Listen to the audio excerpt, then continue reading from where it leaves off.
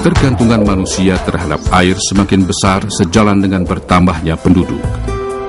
Sedangkan penyediaan air bersih di Indonesia masih menghadapi berbagai kendala yang kompleks, mulai dari teknologi, pencemaran, maupun sikap dari masyarakat. Kurangnya dana dan membengkaknya biaya operasional ternyata sangat berpengaruh terhadap kegiatan operasi perusahaan daerah air minum PDAM sebagai pengelola air minum. Air sungai yang menjadi air baku utama yang diolah oleh PDAM menjadi air bersih cenderung mengalami penurunan kualitas akibat tekanan beban pencemar yang semakin besar akhir-akhir ini. Oleh karena itu, Puslit Limnologi LIPI mencoba melakukan penelitian dan pengembangan untuk meningkatkan efisiensi proses produksi air minum, termasuk aspek-aspek fundamental maupun teknis yang berhubungan, akan sangat bermanfaat dan disambut baik oleh pihak PDAM maupun masyarakat luas. Tujuan dari penelitian ini adalah mengkaji efisiensi koagulan pada beberapa kualitas air baku yang berbeda, mengkaji proses flokulasi dan sedimentasi untuk beberapa jenis koagulan, mengkaji efisiensi filter untuk berbagai komposisi atau ukuran media filter, mengkaji efisiensi bahan disinfektan untuk berbagai kondisi air baku, melakukan uji coba instalasi untuk memproduksi air bersih dengan air baku yang dikondisikan maupun yang langsung diambil dari air permukaan.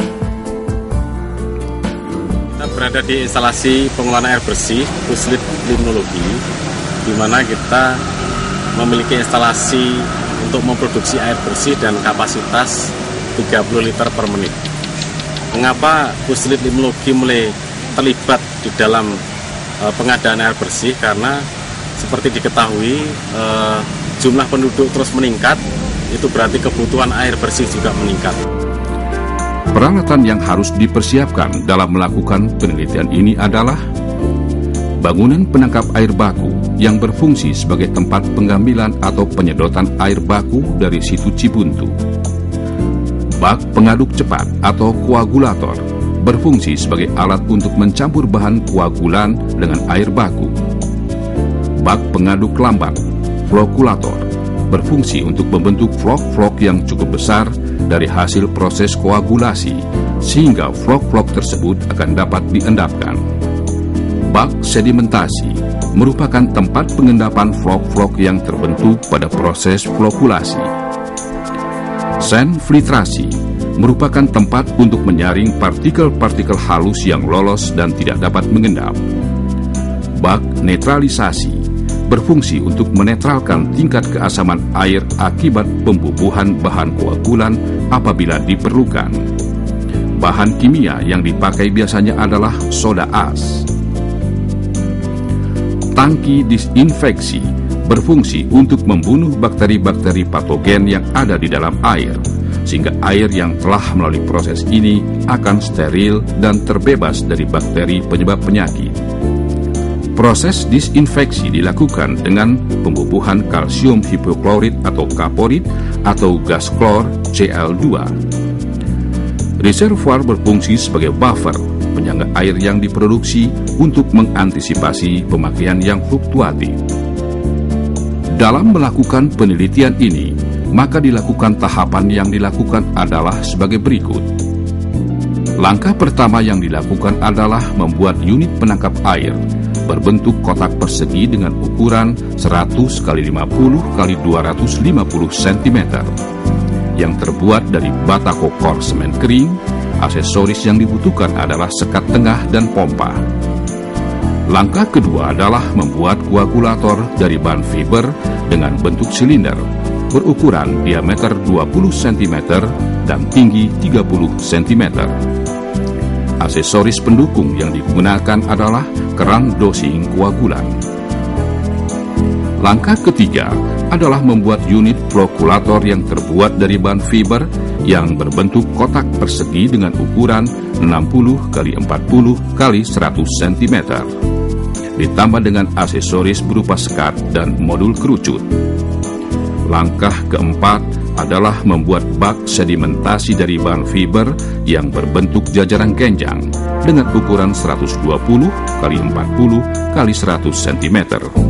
Selanjutnya, dipasang aksesoris modul sarang tawon. Langkah kelima adalah membuat filter dari bahan fiber dengan bentuk silinder yang berukuran diameter 50 cm dan tinggi 300 cm. Selanjutnya, diisi dengan talang, karbon aktif, dan pasir silika. Pada langkah keenam, membuat netralisasi atau disinfeksi dari bahan bata kokor atau semen kering berbentuk kotak persegi dengan daya tampung air mencapai 15 liter. Kemudian ditambah aksesoris berupa keran dosing. Selanjutnya, pada langkah ketujuh, membuat reservoir bawah yang terbuat dari bata kokor semen kering dengan bentuk kubus berukuran 100 x 100 x 100 cm. Aksesoris yang digunakan adalah pompa. Pada langkah terakhir, membuat reservoir atas dari bahan plastik berbentuk silinder dengan daya tampung air sebesar 1.200 liter ditambah aksesoris keran backwash. Kemudian, semua bagian tersebut dirangkai menjadi satu bagian yang saling berhubungan. Sistem pengadukan dilakukan secara hidrolis dengan water jumping sehingga menghemat biaya operasional. Unit pengaduk lambat atau flokulator berfungsi untuk membentuk flok-flok yang cukup besar dari hasil proses koagulasi, sehingga flok-flok tersebut akan dapat diendapkan.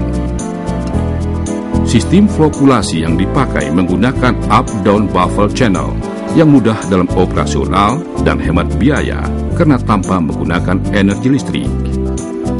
Unit sedimentasi merupakan tempat pengendapan flok-flok yang terbentuk pada proses flokulasi. Di dalam unit pengolahan ini, hampir seluruh flok-flok akan diendapkan, sehingga air yang keluar telah jernih dan memiliki tingkat kekeruhan yang rendah. Hanya partikel-partikel halus yang tidak bisa mengendap yang lolos. Unit sedimentasi dilengkapi dengan tube settler, pipa pengarah aliran, ruang penampungan lumpur, dan pipa penguras lumpur. Unit filtrasi merupakan tempat untuk menyaring partikel-partikel halus yang lolos dan tidak dapat mengendap. Unit filtrasi dilengkapi dengan perangkat backwash yang digunakan untuk mencuci filter apabila telah mampat. Unit netralisasi berfungsi untuk menetralkan tingkat keasaman air akibat pembubuhan bahan koagulan apabila diperlukan. Bahan kimia yang dipakai biasanya adalah soda as. Unit disinfeksi berfungsi untuk membunuh bakteri-bakteri patogen yang ada di dalam air, sehingga air yang telah melalui proses ini akan steril dan terbebas dari bakteri penyebab penyakit. Jadi itulah tadi yang kita lihat, seluruh proses atau rangkaian pengolahan air baku yang berupa air danau Cibuntu menjadi air bersih. Jadi tahap-tahap tadi sebenarnya dalam rangka untuk kita mendapatkan air bersih yang layak untuk dikonsumsi. Jadi kali ini kita sedang mempersiapkan beberapa kajian-kajian. Di antaranya kita mencoba mengkaji beberapa jenis air baku, karena itu sangat berpengaruh terhadap prosesnya, termasuk kualitas air bersih yang akan diproduksi. Jadi kita lihat beberapa jenis air baku yang berbeda. Demikian juga kita akan mempelajari atau melakukan kajian beberapa jenis koagulan yang berbeda, di mana kita mencari koagulan-koagulan yang efisien, tetapi biasanya tidak terlalu mahal, atau kita cari yang paling murah lah, sehingga itu akan mereduksi biaya operasional. Hal lain yang kita juga akan kaji adalah komposisi filter. Jadi biasanya di akhir proses penambahan koagulan itu kita lakukan penyaringan cepat. Dan biasanya seperti yang kita lihat tadi, kita perlu membuat komposisi filter mulai dari antrasit, silika, pasir, gravel dan sebagainya. Kita akan lihat komposisinya supaya mendapatkan komposisi dan ketebalan yang efisien. Demikian juga yang tidak kalah pentingnya, kita juga biasanya di akhir treatment supaya layak dikonsumsi oleh masyarakat, air itu juga harus desinfektasi, artinya kita harus membunuh bakteri-bakteri yang ada dalam air. Yaitu kita biasanya juga melakukan kajian-kajian bahan-bahan desinfektan yang tidak berbahaya dan relatif murah untuk menekan biaya operasional. Dan akhirnya juga kita juga akan melakukan kajian-kajian supaya teknologi ini bisa diaplikasikan di beberapa jenis air baku yang berbeda. Jadi seperti kita ketahui, 3 daerah marginal yang utama yang sedang kita lakukan pengkajian adalah air yang rentan pencemaran, air baku yang di daerah pasca bencana seperti tsunami waktu itu di Aceh, juga daerah-daerah terpencil yang tidak memiliki akses terhadap air bersih, tapi air bakunya tidak layak, biasanya air payau, air